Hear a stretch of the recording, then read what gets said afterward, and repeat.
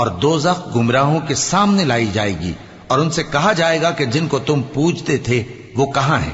یعنی جن کو اللہ کے سوا پوجتے تھے، کیا وہ تمہاری مدد کر سکتے ہیں یا خود بدلہ لے سکتے ہیں؟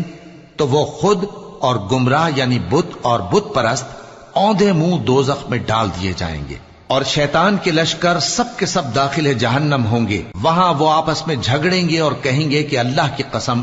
ہم تو کھلی گمراہی میں تھے جبکہ ہم تمہیں رب العالمین کے برابر ٹھہراتے تھے، اور ہم کو ان گناہ گاروں ہی نے گمراہ کیا تھا،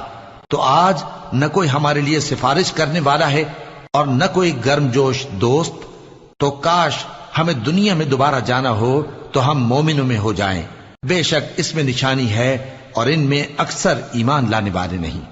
اور تمہارا پروردگار تو غالب ہے، مہربان ہے۔ قوم نوح نے بھی پیغمبروں کو جھٹلایا جب ان سے ان کے بھائی نوح نے کہا کہ تم ڈرتے